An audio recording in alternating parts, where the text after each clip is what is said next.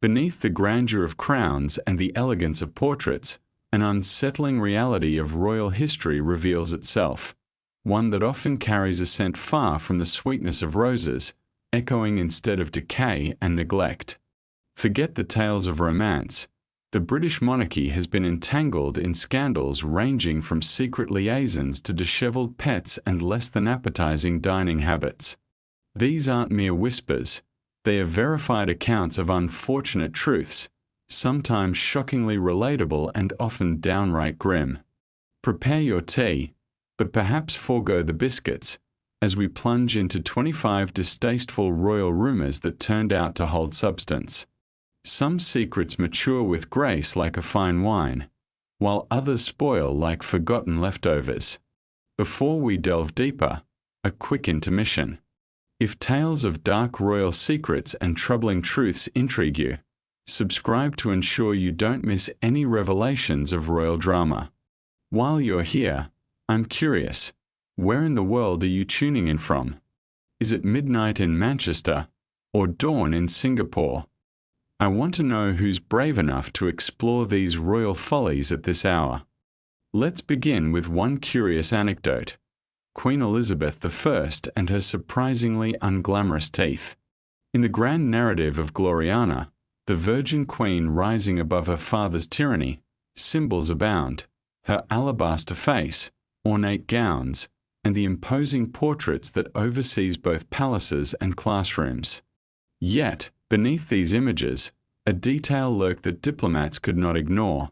Her teeth, blackened and decayed, whispered secrets of decay behind her resolute smile. This rumor quietly swirled, as diplomats noted her majestic presence but hinted at the signs of age upon her. One remarked on her stumps where teeth should gleam, while another's critique shrouded in formality resonated with undeniable poignancy. As Elizabeth entered middle age, her dental decline crescendoed, altering the dynamics of her presence in court. A laugh or a proclamation revealed not just her magnificence but also the darkening lines along her gums, a poignant reminder that even royalty is not immune to time's relentless effects. Tragedy deepened for Elizabeth as a sweet tooth indulged her downfall. Enchanted by the wonders of sugar, a luxury so rare and coveted, it became as corrosive as it was delightful. Despite the primitive dental care of the Tudor era, a young Elizabeth relished in her sugary treats, oblivious to the inevitable consequences. As her teeth crumbled, she shrouded herself in further modesty, veiling her mouth and minimizing public appearances. Yet, in a desperate act of vanity, she resorted to using a tooth black, transforming her decay into a fashion statement, never succumbing to the prospect of extraction until a courageous courtier's demonstration prompted her to finally relent. The true importance of this story lies in the mirror it holds to monarchy itself. Elizabeth's carefully crafted image belied stark human truths: indulgence, vulnerability, mortality. Her teeth symbolized not just decay, but the very essence of being human, entwined with faults and failings, even amidst grandeur. Remarkably, this strangeness became a source of allure in her court, influencing women to emulate that very decay in a warped sense of status. Ultimately, the tale encapsulates a reign steeped in contradictions, presenting the Virgin Queen who often defied expectations, the resilient ruler who hid her vulnerabilities, and the powerful monarch wary of her own dental plight. It is a testament to monarchy, forever a facade adorned with silk and finery, under which unsettling realities quietly fester. The most shocking revelations of royalty are often not the battles fought or hearts broken, but what lies beneath the veneer when they smile. In the tale of Henry VIII, we discover a disturbing metamorphosis. Initially a beacon of the Renaissance, this monarch was athletic, charming, and gifted in many arts. He danced elegantly, composed poetry, and inspired admiration. But as the years rolled on, an unsettling reality unfolded. By his 40s, Henry had transitioned into a figure of grotesque proportions, bloated, unable to move easily, and burdened by relentless ulcers, with an odour so unbearable that even his closest aides had to steel themselves to be in his presence. Let us consider the weight he bore. In his youth, Henry stood tall at over 6 feet, with a waist that measured a mere 32 inches. However, as time passed, it expanded to a staggering 54 inches or more, with his weight soaring past 300 pounds. Custom clothing and armor tailored for his enlarging form became a necessity. Yet, his increasing size stemmed from more than indulgence. It was the result of a jousting accident in 1536 that left him with a perpetually unhealed leg injury. This chronic ulcer brought not just pain but a stench that permeated the air around him. Chronic infections in an age lacking antibiotics rendering him a walking source of decay. Those in court confirmed the king's affliction, though propriety forbade outright admission. His authority was fearsome, and talking of his condition was dangerous. Yet whispers of his decline seeped into private correspondence and diaries. The once vibrant king, now unable to traverse his own palace without aid, became a shadow of the man who glittered in extravagant attire. His portraits painted a facade of strength and majesty that contrasted starkly with the reality, an individual trapped in his own body, enmeshed in discomfort and surrounded by opulence. As his health waned, so too did the unity of his realm. England, once firmly rooted in Roman Catholicism, found itself in disarray following the Reformation. With monasteries dissolved and many lives lost, the king's physical decline served as a metaphor for a kingdom plagued by internal strife. And yet, while his body succumbed to rot, the court continued its grand performances, ignoring the odorous reality that was their king. Centuries later, a different royal scandal would emerge, not marked by hushed tones, but blared across media channels, capturing public intrigue. This was the world of Prince Charles and the infamous Tampen tape, a moment of human frailty the royal family wishes had faded into obscurity.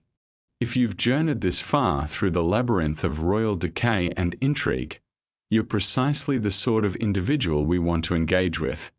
Consider subscribing for more hidden narratives from history, and let us know where you are tuning in from. Are you lost in a late-night scroll in Dublin or enjoying a midday break in Lagos? I'm keenly interested in who's joining me on this exploration of royal truths. In the annals of royal blunders, few incidents resonate with such bewildering absurdity as Prince Charles's infamous telephone conversation with Camilla Parker Bowles, an episode now known as Tampen Gate. Picture Britain in 1993, a nation exhausted by the aftershocks of a Thatcher-era storm. The tabloids were alive with scandals, and the once sacrosanct House of Windsor was morphing into something more akin to a public spectacle. Here, amid the chaos, Charles revealed his vulnerability in the most unexpected way.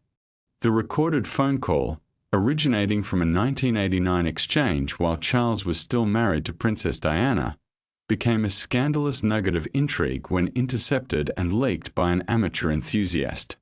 It lay dormant until a magazine in Australia unleashed it upon the world, followed by a frenzy of British tabloid coverage.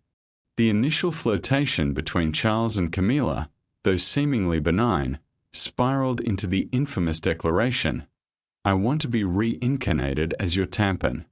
This shocking confession, marked by a subsequent ripple of laughter, swiftly shattered any delusions of royal decorum, leaving the monarchy exposed to petty human folly. The fallout was catastrophic. The royal aides floundered, Clarence House remained silent, and the media feasted on the scandal. Late-night talk shows leveraged the moment for entertainment, while novelty T-shirts emblazoned with the phrase popped up everywhere.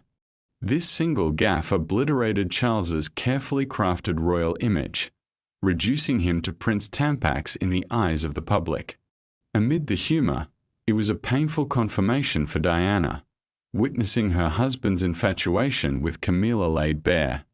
As the incident unfolded into a national spectacle, its deeper insights began to emerge. It unveiled not just a dysfunctional royal family but a deeply relatable humanity. The facade of the monarch's aloofness crumbled under the weight of unguarded emotion, exposing a connection that, despite the awkwardness, hinted at a genuine, if misguided, affection. Over time, the narrative shifted from ridicule to a more nuanced understanding of their flawed reality. Charles and Camilla, weathering the storm of public scrutiny, eventually found their footing within a more sympathetic tale.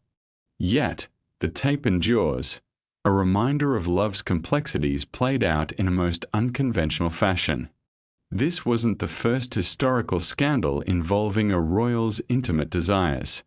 Long before Charles's soft-spoken aspiration, the tale of Edward III's escapades in a Parisian brothel with his whimsical sexual apparatus hinted at the long-standing entanglement of British royals with scandal and extraordinary desires. As we delve deeper into history, the eccentricities of royal life continue to reveal that beneath the crowns, the heartbeats remain all too human.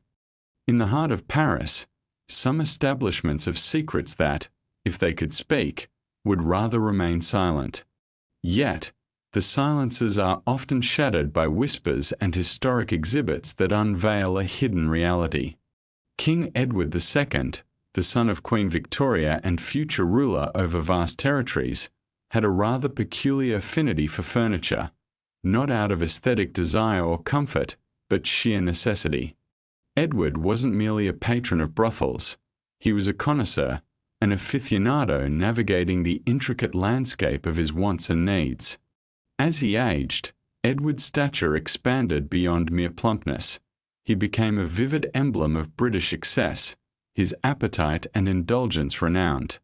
Legend has it that during one lavish banquet, he spent 3 hours consuming an extravagant 8-course meal, only to cap off the evening with cigars and perhaps a visit to La Chabinette, the pinnacle of Parisian brothels. But with great girth comes the challenge of physical constraints, particularly during spirited escapades.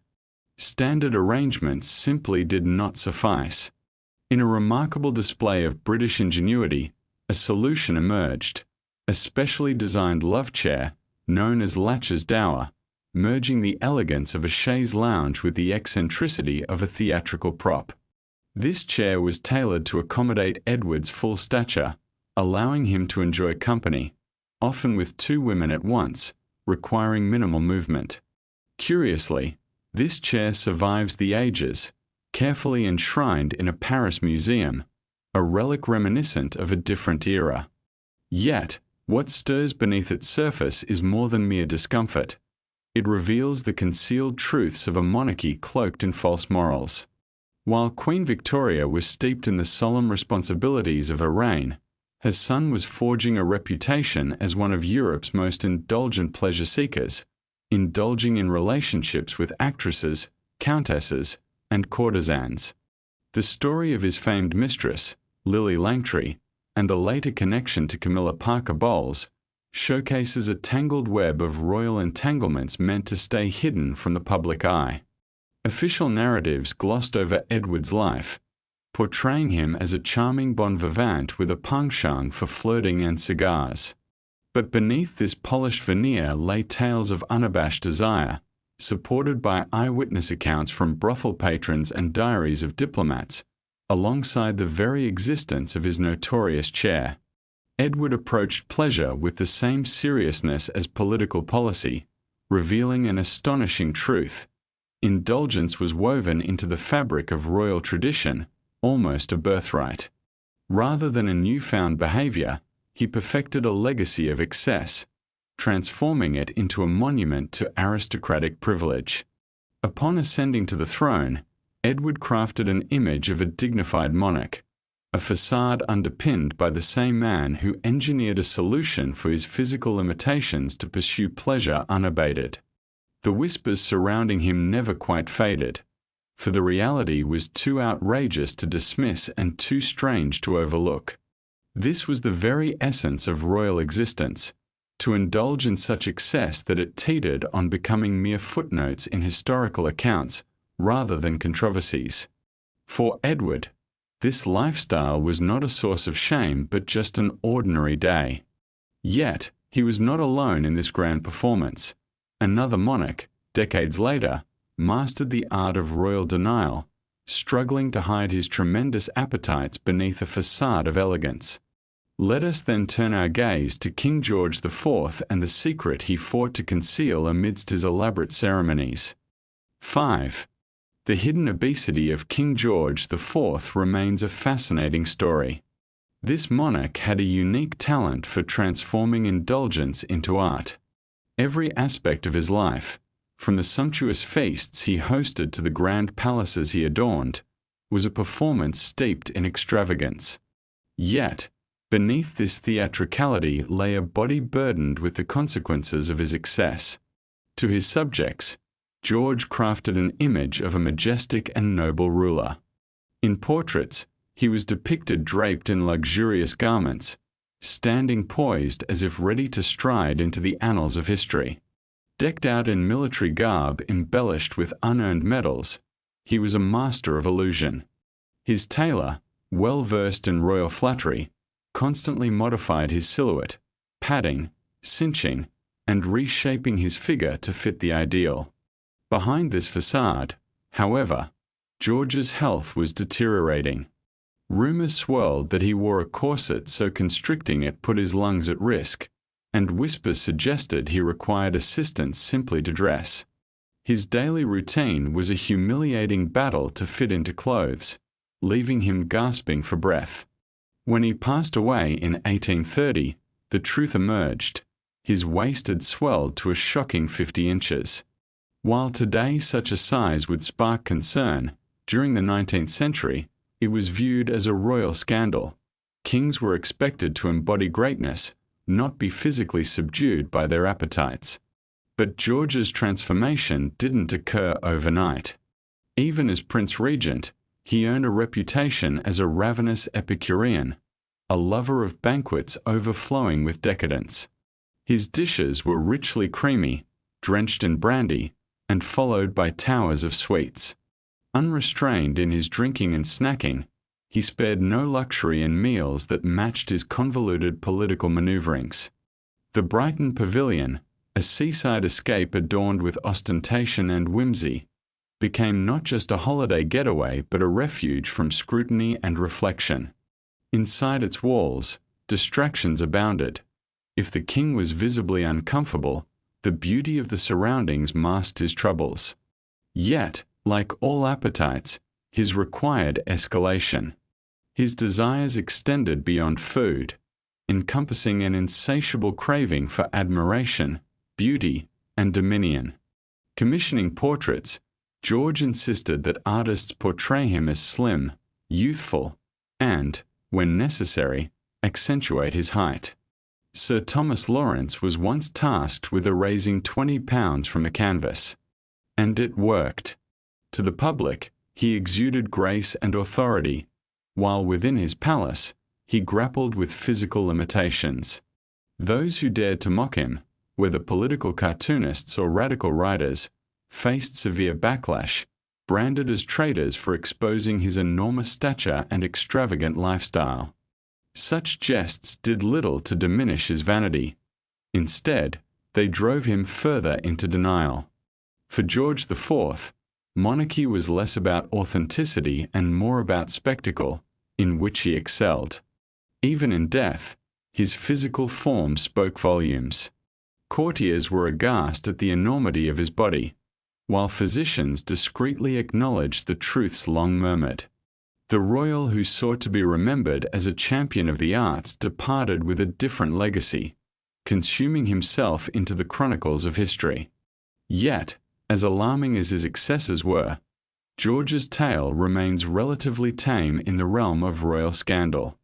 After all, secretly grappling with weight is a shared human experience. But what happens when whispers circulate not around food, but the company a royal keeps, particularly when it involves a figure as infamous as Prince Andrew? The friendship Buckingham Palace might prefer was merely an unspoken rumour shall now come to light. 6. The entangled lives of Prince Andrew and Jeffrey Epstein. In a realm of shocking revelations, few scandals resonate with such profound disquiet as that of the Duke of York. Once affectionately dubbed Randy Andy by a tabloid media enamored with his roguish charm, Andrew's journey morphed from beloved party prince to a burden, indelibly linked to the notorious Jeffrey Epstein. Long before mainstream awareness caught on, quiet whispers and dubious photographs floated through the corridors of high society. Insiders spoke in hushed tones of extravagant private jets, opulent residences, and shadowy alliances with individuals harboring unsettling secrets. In this smoke-filled arena, rumors often emerged as mere background chatter, until they stormed into focus. By the time Epstein faced arrest in 2008 for the solicitation of a minor, Prince Andrew was already inextricably woven into a deeply unflattering narrative. Yet it was in 2011 that the scandal reached a boiling point, with a damning image surfacing of Andrew casually draped around Virginia Giuffre, Epstein's most vocal accuser. The setting, a private townhouse, a young girl, Ghislaine Maxwell looming in the background, echoed like a still life from a crime scene. Buckingham Palace clung to the hope for time's healing touch, confident in their playbook of past crises. But this was a new game, and the rules were rewritten. With Epstein's second arrest in 2019, the floodgates opened. His subsequent death only escalated the scrutiny directed at Andrew. Flight logs, phone histories, guest lists painted a portrait of entanglement. When Andrew finally faced the music, the interview intended as damage control morphed into a catastrophic misstep. His BBC Newsnight appearance in November 2019 was a masterclass in confusion and denial. Questions about his ties with Epstein led him to suggest their relationship was advantageous for networking. He flatly rebuffed Giuffre's claims, stating he had never met her, despite damning photographic evidence to the contrary. Then came his baffling declaration of an inability to sweat, thanks to an old war injury, as if this could exonerate him.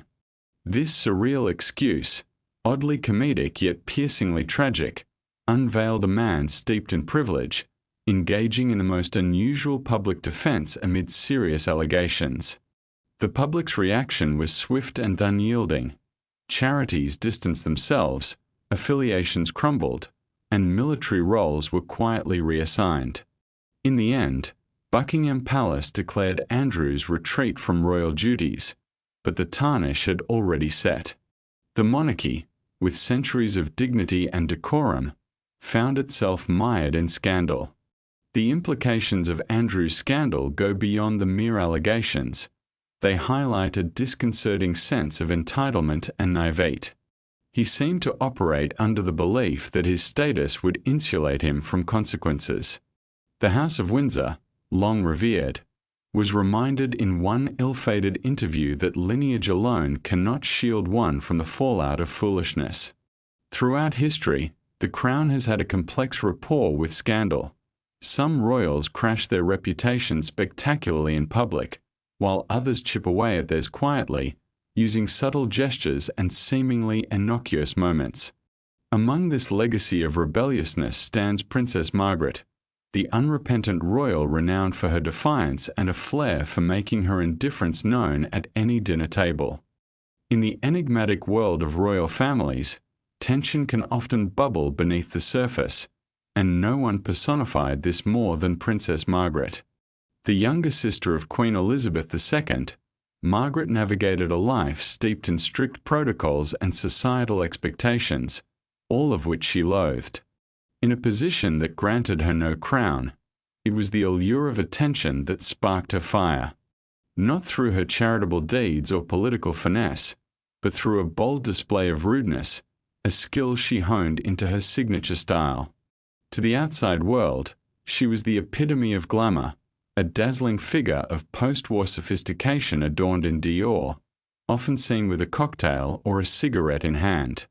Her escapades with celebrities and lavish retreats to private Caribbean islands painted a life most could only dream of. Yet, The tales whispered behind palace walls depicted a chilling contrast. A woman of infamous temperament, her mere presence instilling both awe and trepidation. Accounts from the staff at Kensington Palace from the 1950s depicted Princess Margaret as unpredictable, delighting in her own cruelty. Footmen and maids spoke of being dismissed abruptly, and guests nervous to speak, lest they receive unwelcome corrections. One visitor's compliment of her style elicited only a self-absorbed affirmation. "Yes, I am fabulous, aren't I?" An exchange that showcased her self-centered nature. And then there was the legendary incident that turned into a royal fable. At a dinner party, when irked by a guest, though the specifics are now lost to time, Margaret extinguished her cigarette in their mashed potatoes, a silent proclamation of her disdain. This was not a moment of rebellion, but rather a recurring pattern of behavior. Her demands mirrored a military command, her entrances at gatherings preceded by an unsettling silence. Her infamous comment about a British ambassador's wife, suggesting her jewels resembled those from Woolworths, and her visit to the United States, where her bravado left many wondering if her demeanor was inherent to her royal status or merely her personality, further underlined her complex nature. A journalist once quipped, "If Elizabeth embodied duty, Margaret was a personification of divine punishment." Yet, the enigma deepens. While her public persona delighted in a sense of superiority, her private relationships revealed a woman capable of warmth one moment and piercing barbs the next. Friends and staff lived in trepidation, waiting for her warmth to turn to disdain. Known for her emotional volatility, she could turn intimate gatherings into tepid farewells with the slightest provocation. As the monarchy shielded her actions from scrutiny, there remained a curious paradox. Despite her biting nature, courtiers and palace insiders frequently offered mundane explanations for her misdeeds, stress, grief, or the pressures of royal living. But the reality was often simpler. Princess Margaret was persistently impolite. Some might argue her actions stemmed from her being misunderstood, a captive in a gilded cage, yearning for love and stifled by royal expectations. True, her tumultuous love life with Peter Townsend was infamous for its thwarted opportunities, and jealousy of her sister's exalted position could have fueled her resentments. Yet, none of this truly accounts for the episode with the cigarette and mashed potatoes, which laid bare the rawness of her character. What Margaret revealed, perhaps unwittingly, was a side of the monarchy rarely exhibited. Petty grievances masked as royal privilege rather than the major scandals of politics and war. She didn't just flout tradition to bring about change. She did it because she had the power to do so. While some royal scandals are shrouded in cloaked language or careful denials, others, like Margaret's, come with a crystal-clear narrative, leading us to another central figure in this royal drama, Queen Victoria, the revered widow and imperial matriarch, with an affinity for something decidedly more intoxicating than just tea. 8. The opium use of Queen Victoria. Queen Victoria stands as a monumental figure in British history, embodying an ideal of morality, restraint, and domestic virtue. This was a woman who donned mourning black for 4 decades following the death of her beloved husband, whose reign epitomized an era of such prudishness that even table legs were purportedly draped for modesty, though that may be more fable than fact. But lurking beneath the polished facade of Victoria, the Empress, lies an intriguing secret, a small bottle, perhaps several, hidden within the confines of her royal physician's drawer, labelled lydium. This archaic term evokes a remarkably simple substance, opium dissolved in alcohol.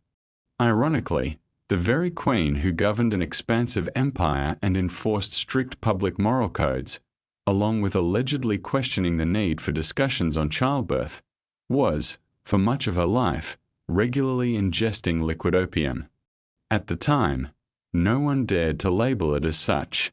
In the 19th century, lydium was as widespread as modern aspirin, prescribed for everything from headaches and insomnia to menstrual cramps, childbirth, and general ailments termed female troubles.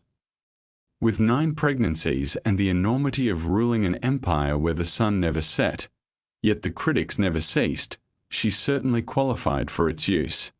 Her physicians, especially the esteemed Sir James Clark and later Sir James Reed, frequently administered Lydium for various ailments without hesitation. It was neither whispered nor stigmatized. It was standard medical practice. However, this is where the narrative shifts. While the utilization of this treatment was deemed acceptable for its time, the notion that a queen might rely on a form of opiate sheds a different light on the image of composed self-control she so meticulously cultivated. The narrative of Queen Victoria showcases emotional distance and unyielding decorum. Her letters convey a tone of detached authority, her speech is chilly and formal. Yet, behind the curtain, personal diaries and letters unveil a woman battling profound physical and emotional turmoil, crippling menstrual pain, relentless migraines, overwhelming grief, and deep-seated depression. Following Albert's demise, she became virtually nocturnal, shunning daylight and necessitating frequent medical care, during which Lydium prescriptions increased, a subtle refuge for the suffering she withheld from public view. Historians affirm that her usage was consistent and under medical supervision, though it rarely escalated to what contemporary standards would categorize as addiction. Nevertheless, it certainly hinted at a form of dependence. The Empress of India, presiding over countless subjects with Victorian moral precision, was discreetly consuming a substance now regarded as a controlled drug. The irony echoes with a literary resonance, a vast empire forcing opium upon China, while its own sovereign partook of that same extract for pain relief. A queen synonymous with abstinence and moral rigor routinely prescribed a remedy that would ultimately symbolize the antithesis of such virtues. Remarkably, this reality spawned no scandal in her lifetime, no public outrage, no sensational tabloid headlines, because it was framed as medicine. Victorians, masters of euphemism, drew that distinction clearly and seldom revisited it. Yet, the truth remains, the moral fibre of an empire was gently softened, with the queen bound together by corsets, etiquette, and opium. But Victoria was far from the sole monarch in this realm of self-medicated illusions. While some sovereigns found solace in tinctures, others meandered through enchanted woods, conversing with trees. Let us now turn to George III and the oaks he regarded as fellow kings. 9. The lavish feasts of Henry VIII. If the monarchy is akin to theatre, then Henry VIII was its most dedicated method actor, embodying the persona of a divinely appointed king through an endless spectacle of wars, marriages, and extravagant meals. Even before his health began to deteriorate and his temper turned executions into routine, Henry ruled through dazzling performance, and the grotesque display of that performance culminated at his dining table. Simply put, this king was a voracious eater, indulging in elaborate banquets that were nearly theatrical events. Foreign dignitaries who came to England departed with tales not of the king, but of the extravagant cuisine. Descriptions from French and Venetian diplomats told of feasts that seemed almost ritualistic in their excess. Whole roasted swans, peacocks restored for show, and pastries shaped like mythical creatures filled the table. Dishes gleamed with gold leaf, not for taste, but for ostentation. This was more than just a meal. It was statecraft. Food became a form of power, with indulgence showcasing royal authority.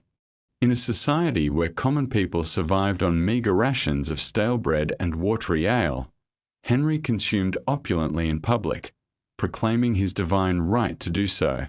His banquets became demonstrations of royal power, lavish verification that he commanded not just soldiers and laws, but also a plethora of exotic foods from far and wide.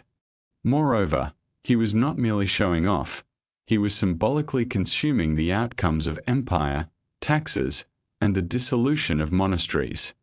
The wealth acquired was funneled into the royal court and, quite literally, into the king's mouth. In his later years, Henry allegedly devoured as many as 13 dishes in one meal, starting with heavily salted meats and pies, transitioning to roasted game, and concluding with confections drizzled in sugar and cream.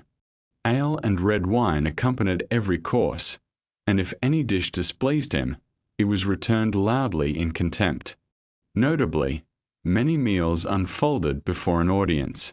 The Great Hall at Hampton Court was no secluded space. Nobles, officials, foreign envoys, and even vetted commoners could witness the royal repast.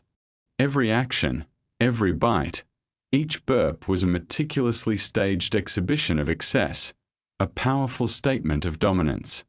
Yet, beneath this facade lay a body in decline. Despite his vast consumption, Henry's health suffered with predictable outcomes.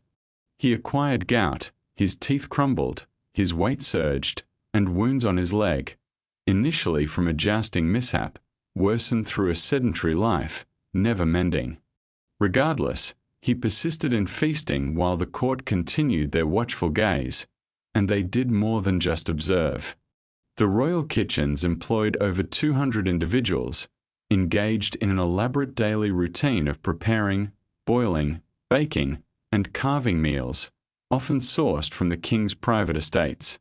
The records reveal staggering figures: over 1,200 oxen, 8,000 sheep, and an astonishing 1.3 million gallons of ale were consumed by the royal circle each year.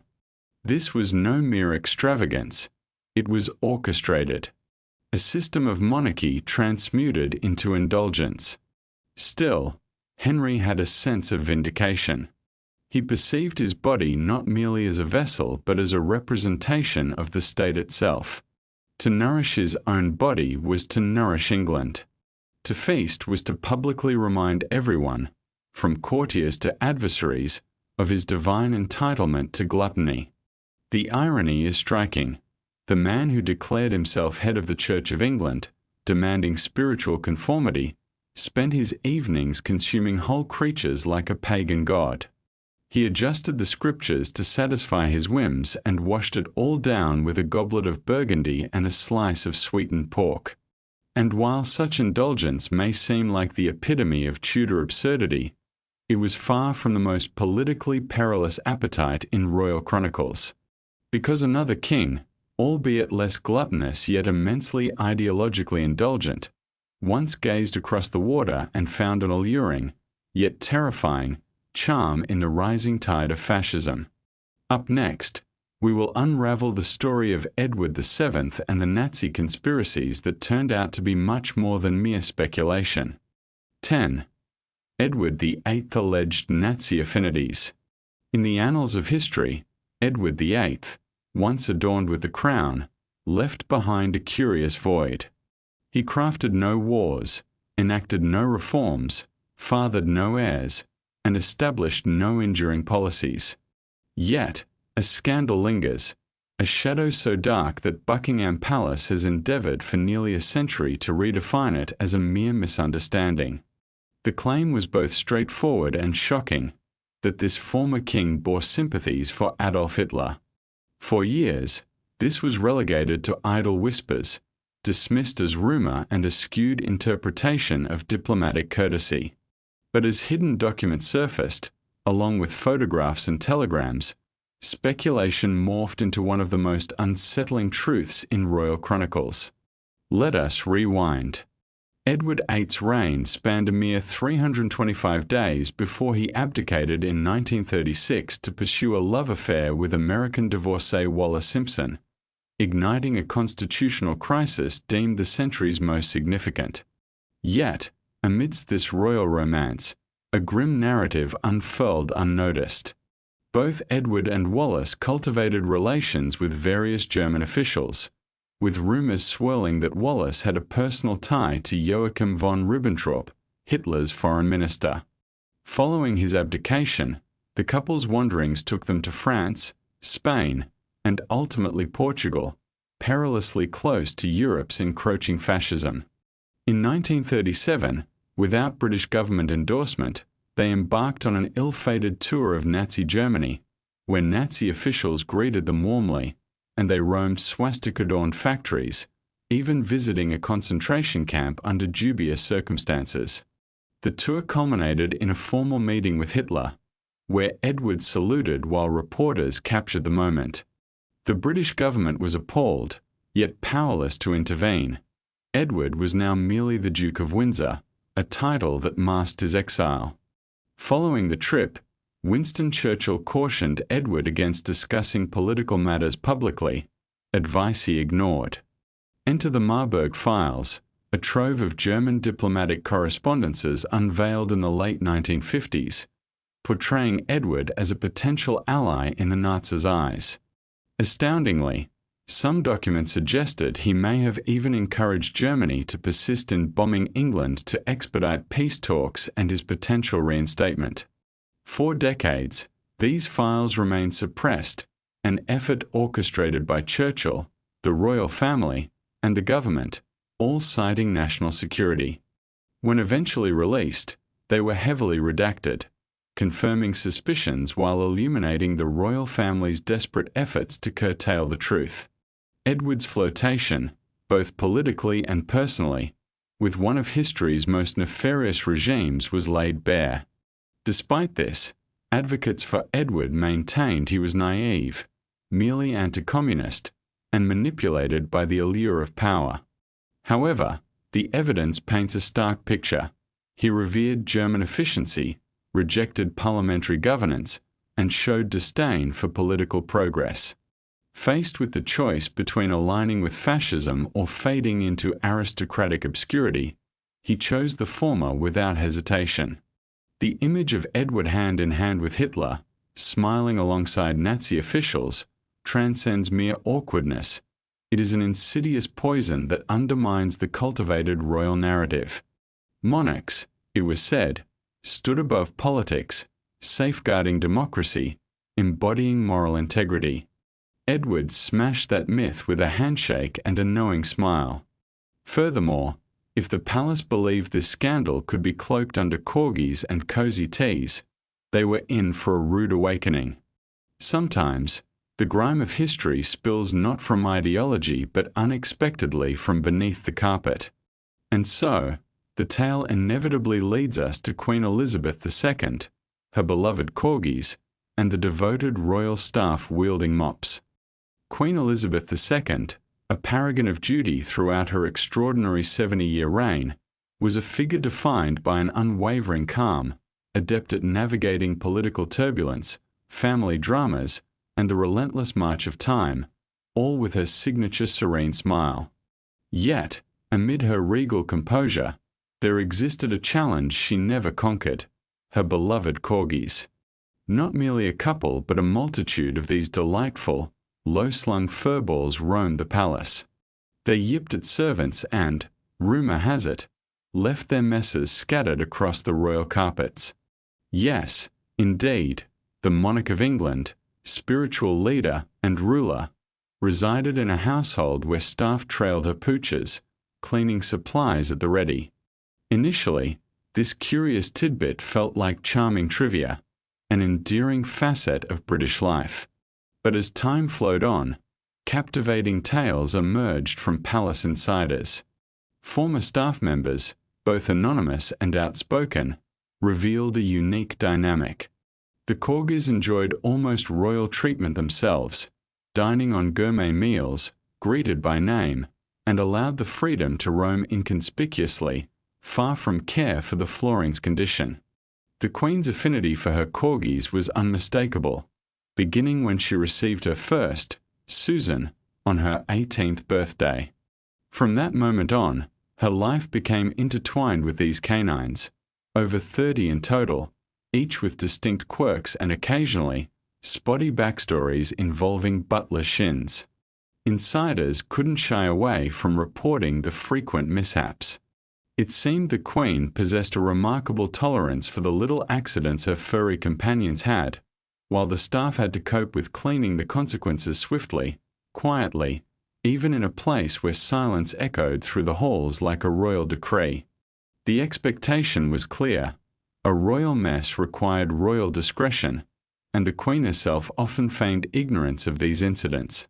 Her fondness for her corgis meant she wouldn't reprimand or confine them. Such moments of canine mischief during formal gatherings were a part of palace life best glossed over by guests who quickly learned the unspoken rules. In some cases, out of necessity, the staff created unofficial protocols, some employees discreetly carrying cleaning supplies during outings, designated as impromptu dog handlers solely for damage control.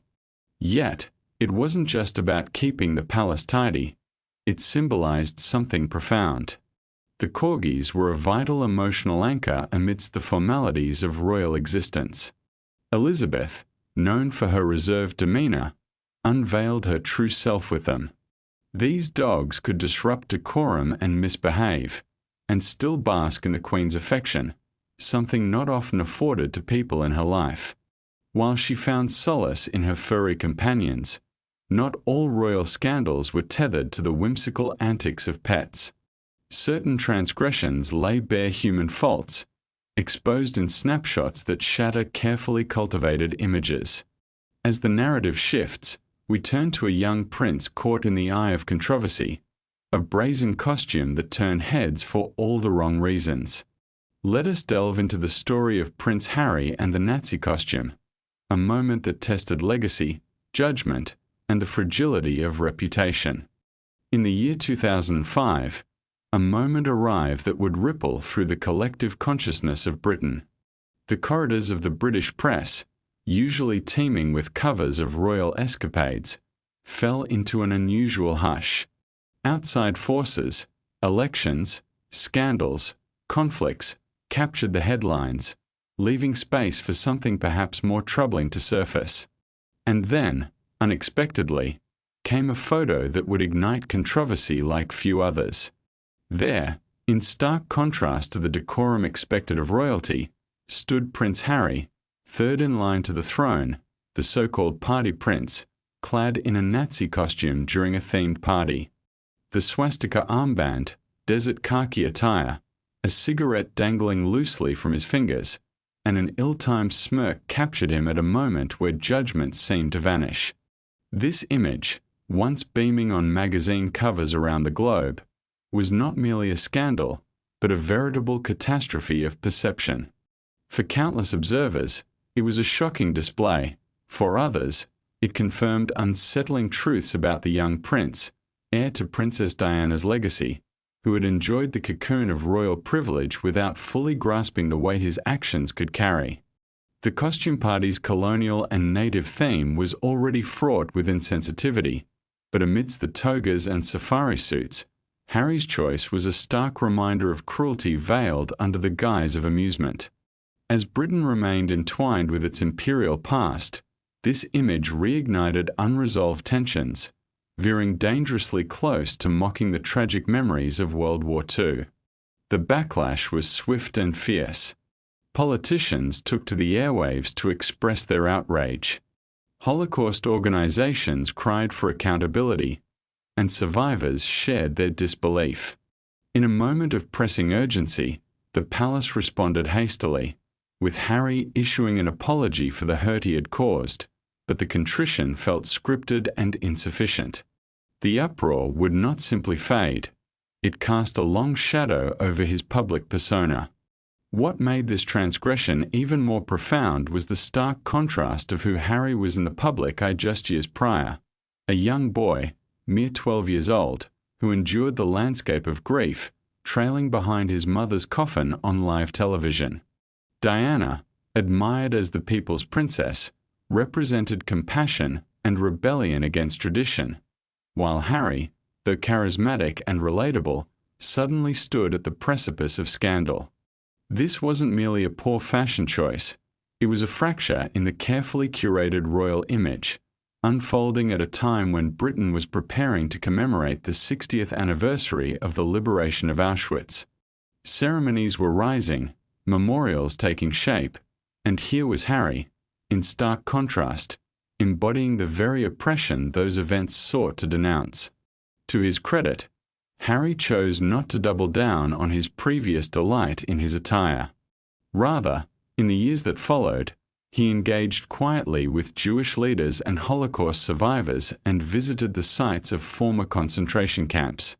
Reflections later surfaced in which he expressed shame and regret, yet the photo remained inscribed in the public memory, a haunting reminder of a misstep never to be erased.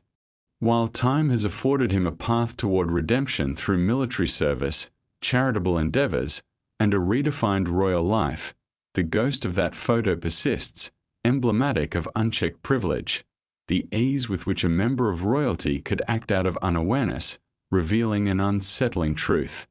Within the opulent confines of Britain's most scrutinized family, accountability remained optional, casting a long shadow over royal behavior, where absurdity and offense could roam freely without jeopardizing a public image. However, Harry was not the first character of the royal saga haunted by the scrutiny of society. Long before Harry donned that ill-fated costume, Princess Diana bore her own invisible uniform, navigating a world steeped in pressure and image while battling her personal struggles, whispers of which echoed through the years. She, too, carried her own weight, one she openly acknowledged. In the intricate tapestry of the British royal family, perfection is not merely an expectation, it's an unyielding demand, rooted deep within the monarchy. The narrative of duty overshadowing desire, image overshadowing emotion, and silence muffling truth has long shaped the very essence of this institution. Enter Princess Diana in the early 1980s, a youthful vision of grace and charm that the palace embraced with fervor. Yet, beneath the glamour and the fairytale facade, a deeper, somber truth loomed, one that whispered through the corridors of power and, eventually, was courageously spoken out loud by Diana herself. Her battle with an eating disorder emerged amidst rumors of drastic weight changes, which were immediately sparked upon her engagement announcement. Some days, she appeared glowing and vibrant, others, frail and diminished. Observers chalked it up to the stress of wedding planning or the relentless pressures of royal life, while the palace remained silent. Diana, adhering to royal decorum initially, did not reveal the turmoil beneath. Yet, the whispers gradually transformed into undeniable truths, culminating in the remarkable 1995 BBC Panorama interview. In that moment, she shattered the silence, asserting candidly, "You inflicted upon yourself because your self-esteem is at a low ebb." Through her words, she unveiled her struggle with bulimia, attributing it to the strains within her marriage. "I was crying out for help." This poignant revelation marked an astonishing act of vulnerability, emblematic of a woman who, once instructed to remain in her husband's shadow, was now illuminating her reality with raw authenticity. Yet, the palace's response to her condition was chilling. Diana recalled that instead of compassion, her eating disorder was dismissed as a mere flaw, a burden to navigate rather than a symptom of a harsh reality. The public, meanwhile, was entranced by her outward persona, her elegance, her philanthropic endeavors, all while she silently endured. In a world that perceived her as an image of perfection, she found herself trapped in a relentless cycle of shame. Diana's unmasked truth sparked a critical dialogue surrounding mental health and eating disorders, shattering the tight-lipped conventions of British society. For the first time, the fairytale narrative transgressed into the territory of honesty rather than silence. Yet paradoxically, even as she laid bare her struggles, the monarchy remained largely indifferent to her plight. Diana was adored by the public but isolated by her royal duties. Her honesty didn't conform to the palace's expectations, as vulnerability was deemed inappropriate for royalty. Nevertheless, what once was an emblem of scandal morphed into a powerful call for empathy, placing the monarchy before a stark mirror that reflected its superficiality.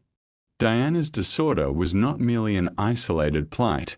It emerged from the suffocating atmosphere of palace life, and the void left by an emotionless union. While the public yearned for the ideal of a fairy-tale romance with Prince Charles, the undercurrents of their troubled marriage were far from fictional. Behind the polished images often projected to the world lay an ongoing battle, a delicate struggle filled with sorrow and bitterness. So let us delve deeper into Charles and Diana's complex relationship, where every tender gesture concealed deeper wounds. In the narrative of Charles and Diana, their marriage seems a picture-perfect fairy tale at first glance. The union of the Prince of Wales and the bashful Diana Spencer captivated a global audience, culminating in a royal wedding watched by billions. Drenched in grandeur, Diana graced the aisle with a magnificent 25-foot train, while Charles donned a naval uniform, sparking dreams of an everlasting romance. Yet, beneath this glamorous facade, a grim reality awaited, revealing a relationship steeped in tragedy rather than tenderness. The early signs were there for those who chose to look beyond the surface. Whispers echoed of Diana's tears before the nuptials and Charles's unsettling distance, with his affections seemingly diverted towards one woman, Camilla Parker Bowles. Clues were subtle but telling: a furtive glance, an off-the-cuff remark, and a certain bracelet given to Camilla just days prior to his vows to Diana. The public facade masked a disintegrating bond, as Diana found herself thrust into an unforgiving world, isolated and unprepared, while Charles wrestled with enduring feelings for his former love. Their divergent personalities only heightened the discord. Diana, vibrant and engaging, captivated audiences, while Charles, more reserved, felt overshadowed. The cheers grew louder for Diana, her charm capturing the headlines, leaving Charles to retreat into the shadows of her brilliance. Their conversations dwindled in a household filled with unsaid words and unexpressed emotions. In her wedding reflections, Diana likened herself to a lamb led to slaughter, hinting at the presence of a third party, Camilla. As the years progressed, whispers turned into loud declarations. Leaked tapes unveiled intimate revelations, and by 1992, the announcement of their separation, delivered like a death notice, signaled the collapse of a once-believed fairy tale. Diana emerged, bold and unyielding, during her seminal 1995 interview, where she laid bare notions of infidelity and searing loneliness. She painted a portrait of the monarchy's emotional suffocation and questioned Charles's suitability for kingship, igniting a shift in public sentiment that favored her. The official end came in 1996, but the ripples of their tumultuous relationship had already altered the landscape of the monarchy. What began as a seemingly enchanting love story had evolved into a tale of heartbreak and betrayal, culminating in Diana's untimely passing the following year. Her legacy of compassion left the royal family grappling with a new identity amidst the remnants of their gilded past. Ultimately, the story of Charles and Diana serves as a reminder.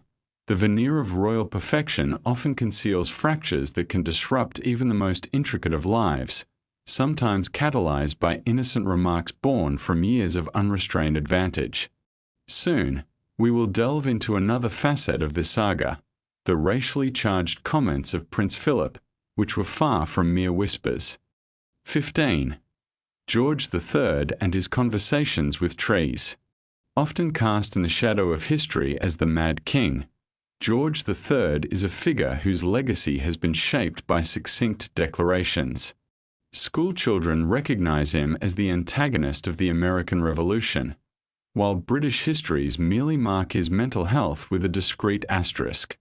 Yet, omitted from polite histories is the peculiar nature of his behavior, whispered about in his court before the moniker was sealed by time.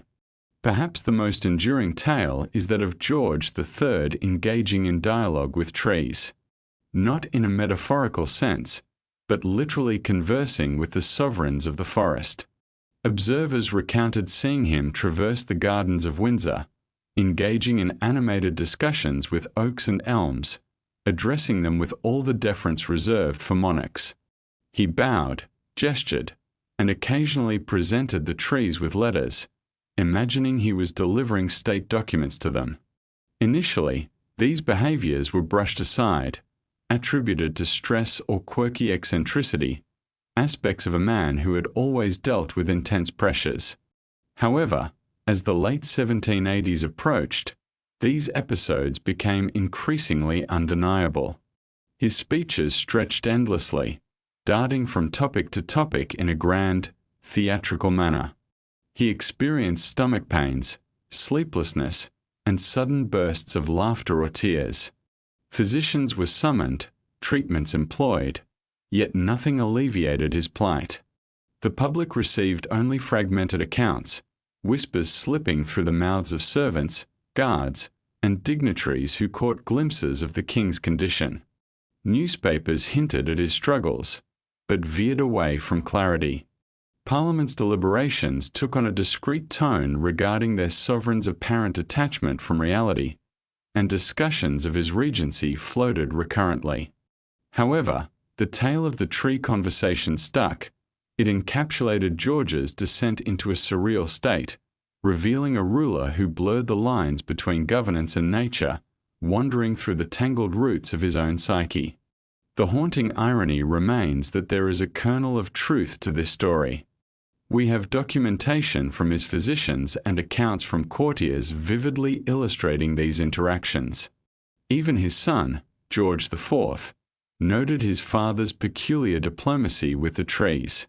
Modern science has speculated various conditions: paranoia, bipolar disorder, or arsenic exposure, yet none entirely accounts for every symptom. What stands out is that George's ailment transcended mere medical diagnosis. It was political.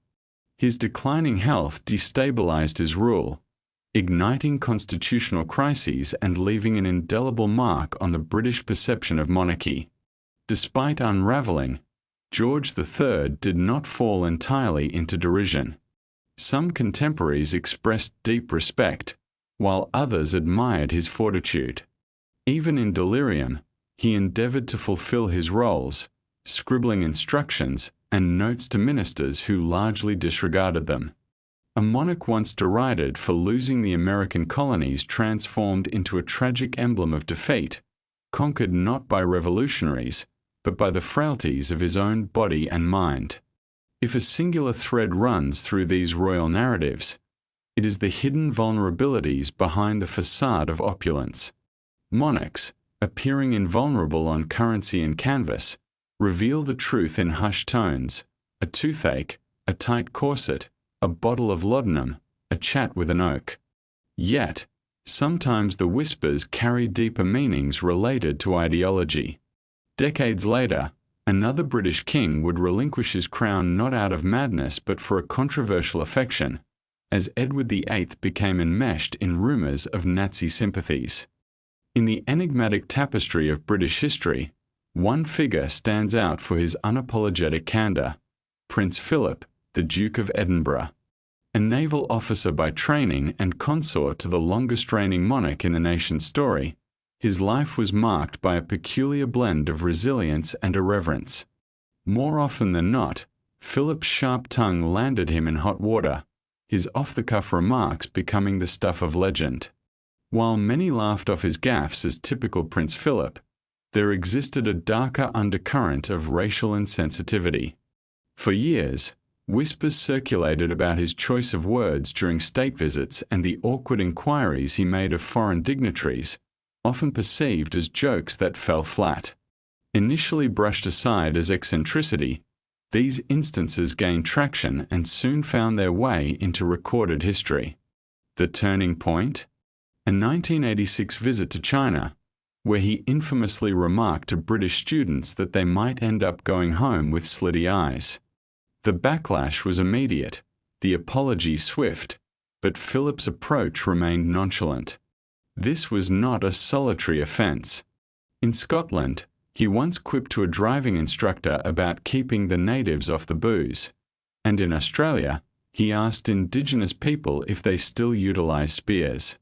Each comment was meticulously documented, no longer mere whispers but established fact. The palace often attempted to downplay these remarks, attributing them to a generational gap or a playful sense of humor, while Philip himself claimed his intent was to lighten the mood. Yet, the far-reaching impact of his words often resulted in discomfort and embarrassment. Curiously, these comments became interwoven into his identity, a running joke that masked a more profound issue of privilege and cultural insensitivity. Supporters of Philip argued he was just a product of his era, having been born in 1921 into a world steeped in aristocracy. Yet, many of his contemporaries adapted and evolved. Philip often leaned into the persona of the old-fashioned royal, making provocative remarks that bore little consequence. With no public reprimands or real accountability from the royal institution, he continued his life unshackled from the weight of responsibility, as discretion reigned supreme within royal circles. While Prince Philip did exhibit moments of genuine service, particularly in environmental and educational causes, these instances were forever shadowed by his controversial comments. Such a legacy, marked by both sincerity and sharp wit, is a complex narrative shaped by what was allowed to linger in the public consciousness. As we delve into the annals of royal indiscretions, we find that some of Philip's remarks, though shocking, were loud and clear. In contrast, the secrets of others, like Charles II, the so-called Merry Monarch, were kept behind closed doors. His public service was less about dedication and more focused on sidestepping responsibilities, embroiled in affairs and generating a plethora of illegitimate heirs. Charles II, often dubbed the Merry Monarch, could easily be the embodiment of whispers, intrigue, and luxurious indulgences. His reign was not dictated by divine right or moral righteousness, but by sheer tenacity, as he weathered a tumultuous civil war, a devastating plague, and the infamous Great Fire of London. Amidst this chaos, he somehow found the vitality to sustain an extensive roster of mistresses, lovers, and illegitimate offspring, turning his court into a vibrant tapestry of personal drama, reminiscent of a lavish soap opera rather than a center of governance. The tales surrounding Charles II weren't mere hush-hush secrets. They echoed loudly in the bustling streets of London, a public spectacle that unfolded before all. Unlike most rulers who shrouded their affairs in secrecy, Charles showcased his mistresses, granting them status, homes, and titles, transforming scandal into a theatrical experience for all to witness. By the time he passed in 1685, he had recognized at least a dozen illegitimate children by various women, none of whom were his wife, Catherine of Braganza. This behavior is often mentioned by historians with a detached amusement, as if he were merely indulging in leisure pursuits. Yet, these personal escapades were intertwined with public policy. His mistresses held power, received financial support, and frequently influenced the machinations of the Restoration Court. Among them was the renowned Nell Gwyn, a former orange seller who captured the king's heart with her humor and vivacity. Her self-awareness was evident when an enraged crowd mistook her for a Catholic mistress. As she leaned out from her carriage, she boldly declared, "Good people, I am the Protestant whore." The crowd erupted in cheers, a snapshot of the spirited atmosphere at Charles's court, raucous, flamboyant, and unapologetically contradictory. Others, too, left their imprint on the court. Barbara Vierce, the extravagant Duchess of Cleveland, Louise de Keroualle, the suspected French spy, and Hortense Mancini, who famously disguised herself as a man to escape her husband and capture royal favor. Charles not only acknowledged his children but also elevated their status, bestowing noble titles and marrying them into powerful families. The Dukes of Grafton, Richmond, and St. Albans, among others, traced their lineage back to his indiscretions. Remarkably, during those times, his exploits drew very little public outrage, aside from occasional grumbles from Parliament about the expenses. After the repressive rule of Oliver Cromwell, Charles's reign was seen as a collective breath of fresh air, a joyous return to revelry. The king exemplified this spirit, convinced that as long as peace reigned, the rest was secondary. The queen could remain humiliated, the court could indulge in flirtations and antics, and his bedchamber could serve as a sprawling family tree. The crown, he believed, would persist, and indeed it did. Rather than crumbling beneath the burden of his mistresses, Charles II's reign was buoyed by their presence, resting upon a framework of charisma, scandal, and a relentless avoidance of strife. In contrast, another royal, William IV, chose to keep his romantic escapades concealed from the public eye. Not out of shame, but rather in subtle defiance of what was expected of a king, he fathered 10 children with an actress long before donning the crown himself. In the shadows of history, we find the tale of William IV, whose life before the throne was a perplexing mix of indulgence and nautical adventure. As the third son of George III, destiny called him towards the sea rather than the crown. With a passion for the Royal Navy that began at just 13, he earned the moniker the Sailor King. However, as historians have noted, his contributions to maritime law often got overshadowed by his thirst for drink and a penchant for dramatic responses to critique. But what truly defined William's legacy was not his naval exploits but rather his unconventional personal life, marked by a relationship that defied royal conventions. For over 20 years, he shared his life with Irish actress Dorothea Jordan, known for her vibrant performances and an audacious ability to play male roles on stage. Together, they conceived an astonishing 10 children, residing in a cozy estate called Bushy House, living more as a family than a royal couple. Despite their lack of a formal marriage, William affectionately referred to her as Mrs. Jordan, while their children were christened Fitzclarence, a name that played upon the notions of both illegitimacy and paternal care. In a society where royal affairs often lurked in the shadows of secrecy, William lived with a refreshing, almost reckless, openness.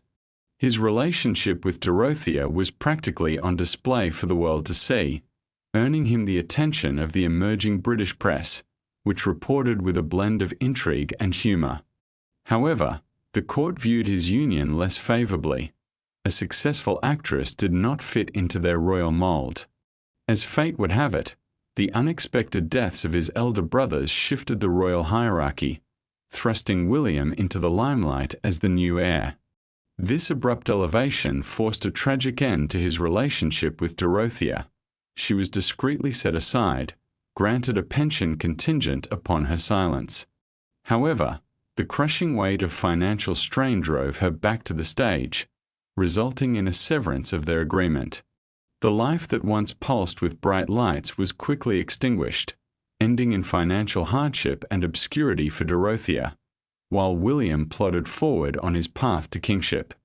When he ascended to the throne in 1830, William's past lingered like a ghost. He neither acknowledged nor concealed it, and his Fitzclarence children were acknowledged but never truly embraced as part of the royal family.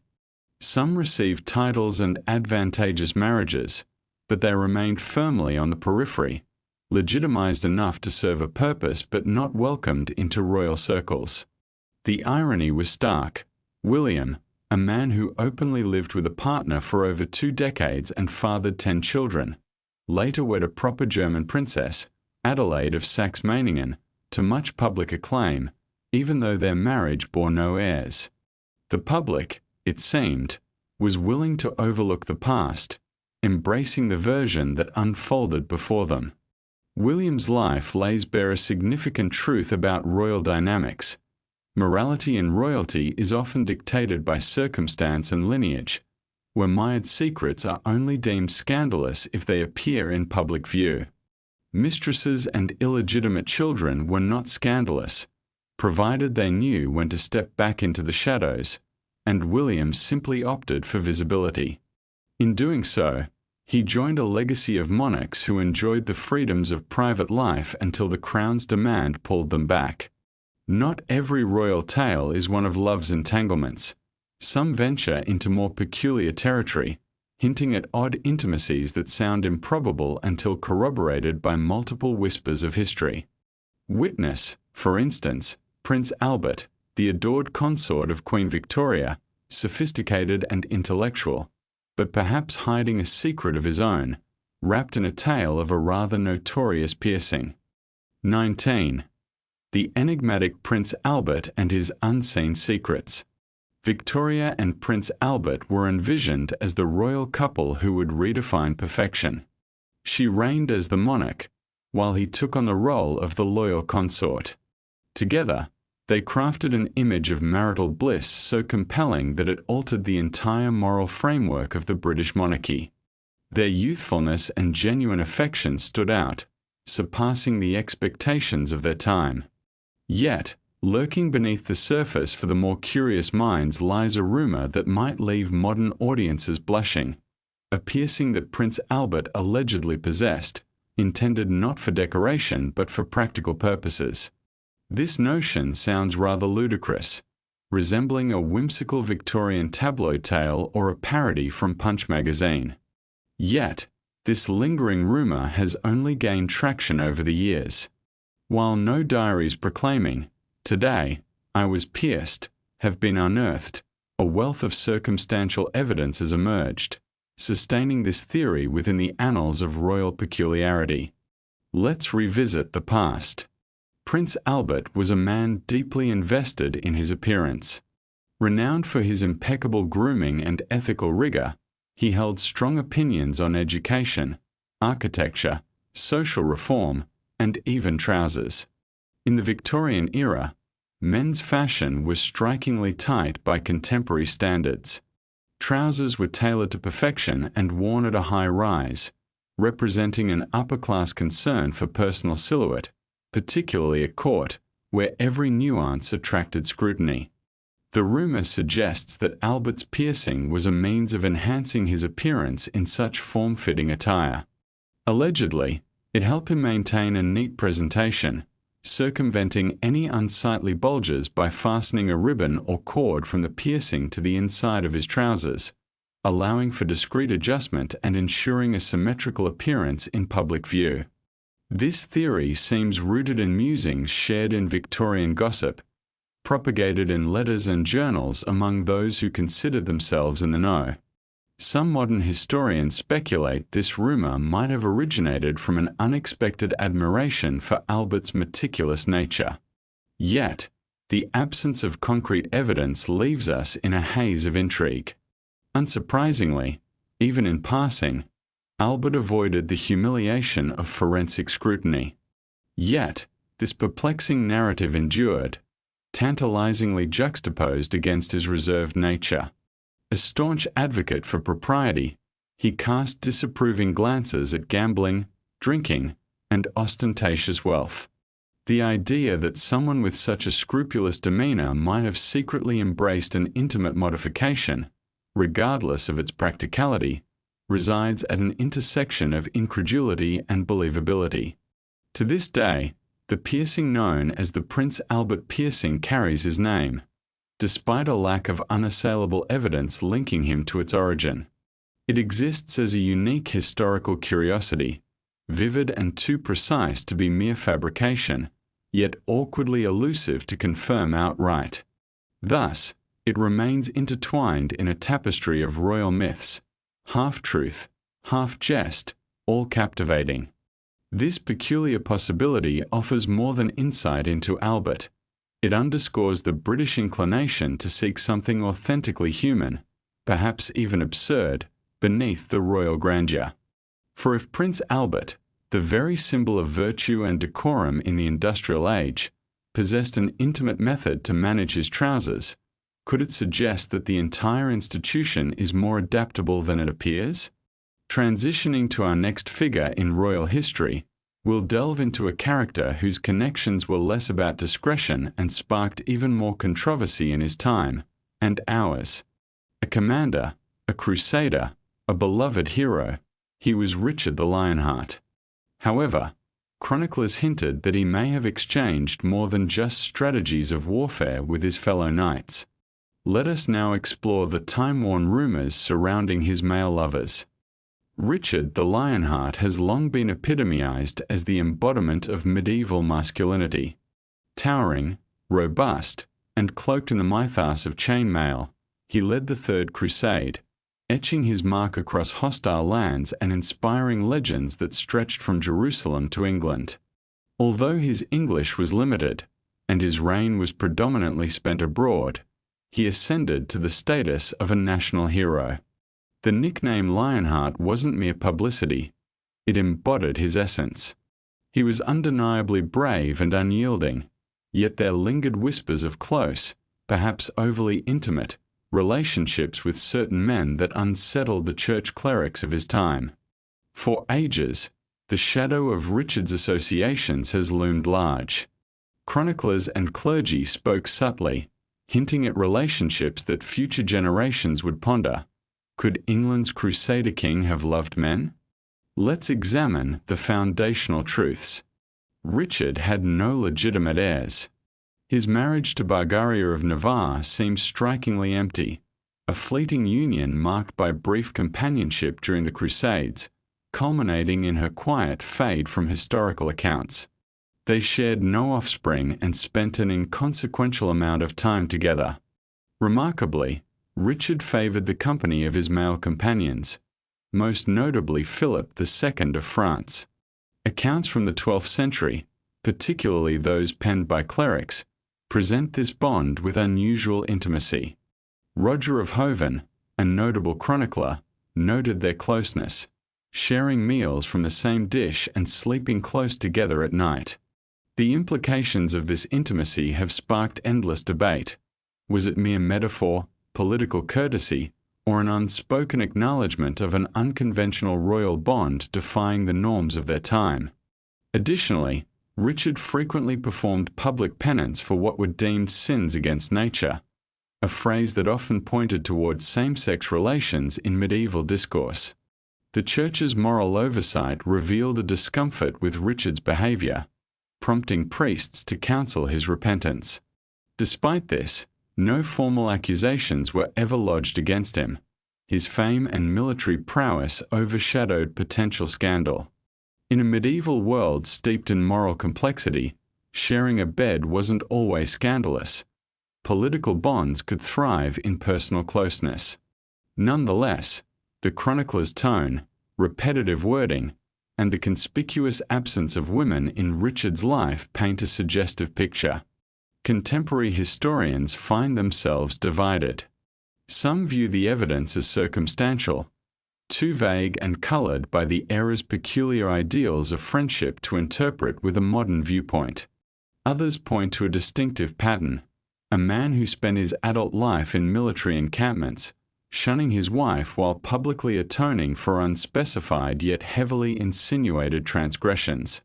Whether Richard had romantic or physical relationships with men may forever remain unprovable. Yet the rumours endure, shining a light not only on Richard but on the monarchy itself. Royal existence, even in its most epic forms, has seldom been as clear-cut as portrayed in tapestries. Richard shared this dynamic with other royals throughout history, who commanded both awe and intrigue. In more recent times, another royal captured headlines for her sharp tongue and unabashed demeanour. Princess Anne, often regarded as the most forthright and, perhaps, the rudest royal, chose to cut conversations short before they could even begin. In the grand tapestry of the British royal family, if it were to be likened to an extravagant dinner party, Princess Anne stands out as the unfiltered guest who arrives early and stays late, unbothered by the crowd's reactions. Renowned for her unyielding bluntness and a notable disinterest in conventional niceties, and can deliver a searing insult as she strides away, attired in a formal tweed blazer. For years, speculation has loomed around her persona within royal circles. While her brothers indulged in scandal and her children attracted attention simply by existing, and was dedicated to sculpting her own narrative, often punctuated by stinging remarks. Unfazed by the lure of headlines, she nonetheless managed to capture media interest, often after someone found themselves on the receiving end of her famously frosty expressions. The whispers about Anne's demeanour have been around for a while. Instead of being merely brusque or impatient, she's labelled distinctly rude. Accounts abound of journalists curtailed mid-question and charity workers left speechless by her sharp comments, not to mention staff members who kept their distance to avoid an unwitting confrontation. A former palace insider recounted an encounter with a timid schoolgirl offering flowers, to which Anne reportedly replied with an unadorned critique, "Next time, try not to crush the stems." In another instance, a royal reporter dared to breach her personal space, only to face a piercing look and the quick response, "Do I look like I want to talk to you?" Even her interactions with the public carried a dose of unpredictability. When one individual inquired about her royal life, she curtly remarked, "It's a job, not a holiday," continuing on her way. Supporters of and argue that her demeanour is not rudeness but a commitment to efficiency, dismissing the unnecessary warmth typically associated with royalty. She maintains that once you've shaken one royal hand, you've shaken them all. Once you've heard one of her speeches, the rest will follow suit. To her, it's about fulfilling her duties rather than engaging in trivial conversation, and her extensive work record showcases her relentless dedication. Time and again, she finds herself among the hardest working royals, partaking in numerous engagements, often without the glitz and glamour. And yet, there's a reason these rumours persist. And doesn't just shun charm, she actively appears to reject it. She is less like the soft, luxurious materials expected of royalty and more akin to a rough, gritty texture. Unlike her family members who ensure polished images through PR, and is spontaneous and authentic. If she's not entertained, she makes it known. Her famously blunt dismissal of an overly enthusiastic photographer became a headline-making moment, sealing her reputation as a royal known for her straightforwardness and lack of patience for frivolity. While her words may not be vulgar, her tone conveys her intent with powerful clarity. Even her praises resemble directives. Curiously, this forthrightness endows her with a unique appeal. In a realm of evasion and vague pleasantries, Anne's candidness emerges as a breath of fresh air. Conversations may not always be pleasant, but they carry a sense of honesty. Over time, the public has grown to admire her character. She exists as an anti-spin royal, punctual and forthright, favouring sincerity over pleasantries. And isn't in pursuit of adoration, she's simply determined to carry on with her duties. Yet even her frosty professionalism starkly contrasts with the public humiliation faced by a queen whose own body once failed to uphold the most intimate of aspirations on a very visible platform. Queen Mary, known infamously as Bloody Mary, has a legacy steeped in blood, her reign marked by the execution of Protestant dissenters, earning historical notoriety and even a cocktail. Yet, beneath the harsh exterior of a queen shrouded in violence lurked a quieter, sadder reality. Her desperate desire for a child cast a long shadow over her reign, a longing to assuage her insecurities and silence the doubters questioning her legitimacy. As England's first queen regnant, ruling in her own right rather than through a husband, Mary faced relentless scrutiny that undermined her authority. Her marriage to Philip of Spain in 1554 raised hopes for a male heir, believed to be the solution to her struggles. However, Philip's disinterest and the political unpopularity of the alliance only amplified the pressure. In 1555, Mary declared she was pregnant, her body exhibiting all the signs. The court celebrated as preparations began for the anticipated birth. Yet, when the time came, no child materialized, and the silence that followed was deafening. Dismayed rumors began to circulate as Mary retreated from view, heartbroken. Then, in 1557, she proclaimed another pregnancy, met with hesitant optimism. The celebrations were tempered, but the anticipation remained. Yet again, reality betrayed her. There was no child. Historians now believe Mary may have experienced pseudocyesis, a condition mimicking pregnancy without the reality. The fallout was devastating. Mary's enemies seized upon her misfortune, labeling her unstable, while her supporters recognized her suffering and isolation. In the end, these humiliating episodes denied her a legacy and paved the way for her half-sister Elizabeth's ascension, a Protestant victor opposite to every ideal Mary sought to restore. Thus, when Mary passed in 1558, childless and lingering in despair, she became merely a cautionary tale of unfulfilled aspirations, a queen whose quest for Catholic restoration ended in symbolic royalty's fragility. Yet, not every royal embarrassment is merely symbolic. Some can be intimately physical, exemplified by the admirable yet overlooked role of the courtier in the life of another monarch, Henry VII. This position, which revolved around assisting the king with a basic human need, highlights the unexpected layers of royal life and the nuanced responsibilities woven throughout history. The role of the groom of the stool in Henry VIII court embodies a remarkable irony. Here was a king, notorious for his tyrannical reign, a ruler who executed his wives, severed ties with Rome, and reformulated the entire landscape of his nation based on his whims. Yet, amidst all this, he relied on a man whose main duty was undeniably intimate, assisting him with his bodily functions. This was no mere euphemism. The title groom of the stool was as official as that of the Chancellor or the Archbishop of Canterbury. This position, albeit unglamorous, wielded significant influence during the Tudor era, especially under Henry. The groom's responsibilities centered on the king's private needs, including preparing a portable toilet, essentially a velvet cushioned seat, aiding Henry in undressing, and ensuring his comfort throughout what was, indisputably, a very personal affair. Despite these seemingly menial tasks, the role was filled by noblemen of stature, future lords, and influential advisers.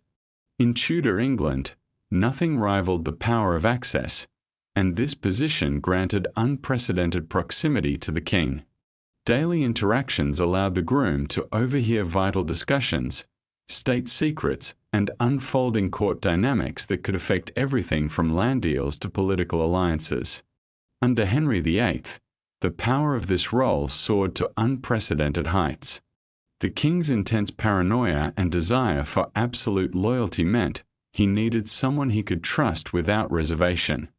Sir William Compton, one of Henry's earliest grooms, exemplified this influence, using his position to amass land and favour.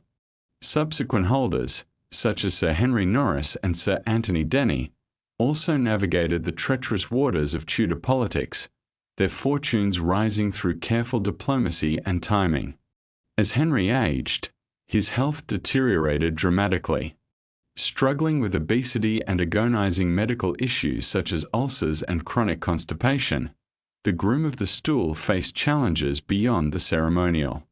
This role became a balance of dignity and discomfort, as the intimacy required left its holder exposed to the king's volatile moods and pitfalls. In Tudor England, serving in such proximity to the king brought both privilege and peril. One misstep could lead to disastrous consequences.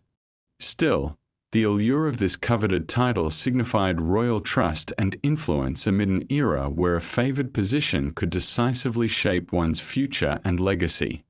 Noble families actively campaigned to secure appointments for their sons to this intimate role, recognizing its inherent power. As time marched on, this peculiar position adapted, evolving into something less hands-on yet still significant. It transformed into the gentleman of the bedchamber during subsequent reigns.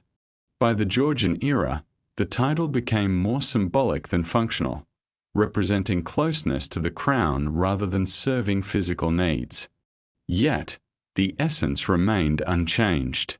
This curious and authentic position unveils a fundamental truth about monarchy, that the grandest institutions rely on very human and often humble duties. Power itself, wrapped in dignity and regalia, often needs those willing to perform the less glamorous tasks behind the scenes. In essence, Henry VIII's Golden Throne had its plumbing needs, showcasing that every royal facade is supported by the unseen labors of dedicated individuals. And as we glance into the future, we find another royal, George IV, whose notorious indulgences and debauchery would create public scandals of a different nature, fueled not by authority, but by an insatiable appetite for food. Join us next as we delve into the king whose lavish dining habits left a lasting impression in the annals of history. George IV's notorious eating habits remain etched in the annals of royal history. If Henry VIII epitomized regal extravagance, then George IV was its peak, gilded and overflowing. As both Prince Regent and King, he indulged in every luxury imaginable: art, architecture, fashion, and most notably, an insatiable appetite that defined his reign. His craving extended beyond food. It was for excess and the comforting fantasy that a king could never have too much. However, amidst the grandeur of his lifestyle lay the peculiar rumor of him feasting to the point of vomiting, only to return for another serving. Initially, this sounded like a fabrication, a grotesque caricature of Victorian life, but first-hand accounts revealed a troubling reality. Those who were guests at his lavish dinners, courtiers, staff, and dignitaries, testified to the spectacle. George would consume vast quantities of food until he could no longer hold it, then excuse himself to purge before returning for another course. This was not an isolated incident but a common occurrence. Feasts at his table were extravagant affairs, often featuring a riot of roast meats, rich sauces, sweet jellies, and an abundance of wine. A favorite among his delicacies was white soup, a rich blend of cream, almonds, and Madeira wine. Food historians would characterize his palate as a whirlwind of aristocratic abundance and culinary chaos. Dining was less a meal for George and more an act of conquest. He wore specially tailored garments that accommodated his expanding waistline, which reportedly reached over 55 inches. His size became legendary, necessitating the help of pulleys to mount horses and a search for sturdy chairs. Despite the burdens of his appetite, George was unapologetic about his voraciousness. Memoirs from his court hinted at his struggles with discomfort during meals, yet he would merely pause to relieve himself before resuming his culinary adventures. Surrounded by attentive courtiers, no one dared acknowledge the absurdity of his rituals. What began as gluttony morphed into something compulsive, a reflection of a monarch devoid of limits or accountability. Even Parliament grew frustrated with his reckless spending, with debts soaring above £600,000, so astonishing an amount it warranted legislative intervention. Critics portrayed his eating habits as a metaphor for his inability to rule effectively, remarking that he treated the nation like just another dish to devour. Alarmingly, this excessiveness became normalized amongst his entourage, who, eager to curry favor, supported his extravagant lifestyle. Banquets continued, clothing designed for excess, and reality was masked by flattering portraits. However, as George's health visibly worsened, the repercussions of his lifestyle became undeniable. Afflicted by gout, dropsy, and severe digestive ailments, he grew isolated and irritable, yet the feasting persisted, serving as his refuge from the harsh truths of his life.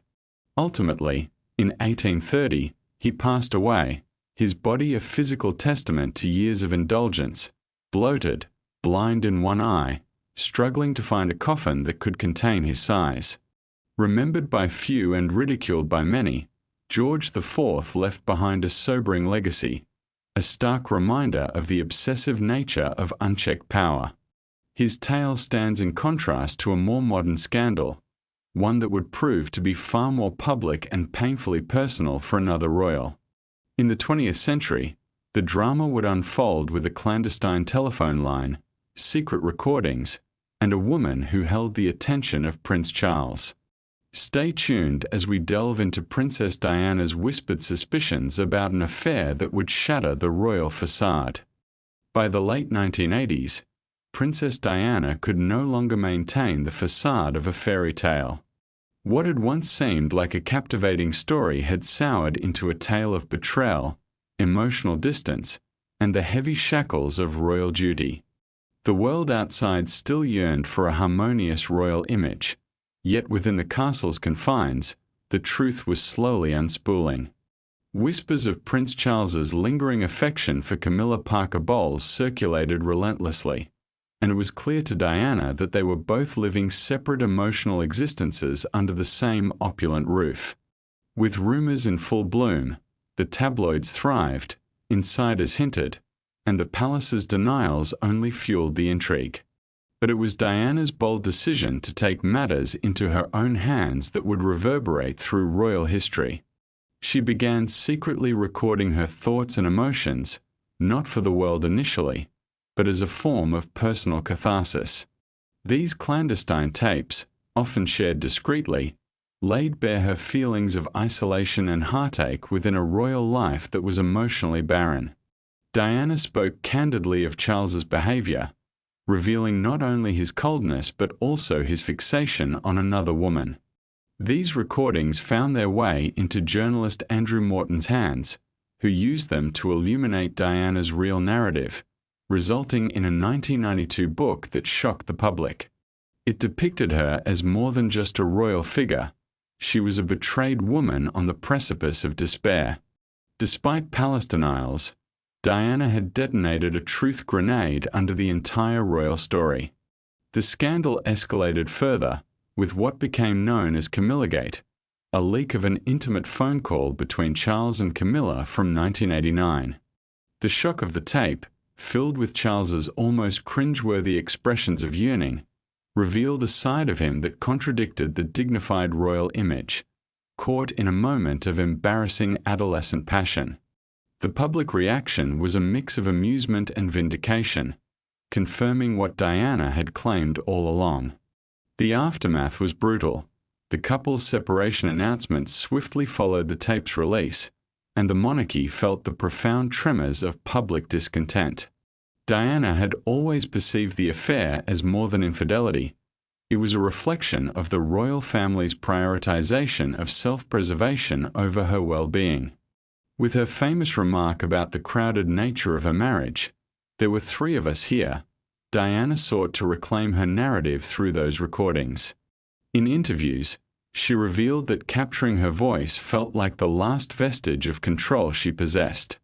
Her unguarded, raw self presented a stark contrast to the polished royal image, giving the world an unsettling glimpse of the isolating reality of royal life.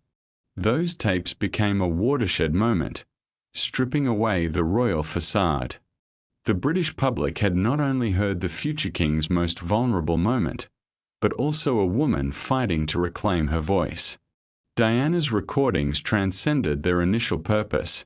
They stood as acts of rebellion against a culture of silence and propriety. In revealing her truths, Diana transformed from a beloved princess into the architect of her own narrative, exposing the monarchy's deepest fallacies regarding love, loyalty, and family. As echoes of her revelations rippled through the media, it became evident that the royal family could not bury their truths under the weight of titles or opulent traditions. Long before these recordings became the stuff of scandal, there existed a time when royal secrets were shrouded in madness or cloaked in sweetness. One monarch, centuries prior, had a penchant for sugar that not only corrupted his health but also transformed the legacy of a queen across Europe. Thus, we return to the captivating smile that defines Queen.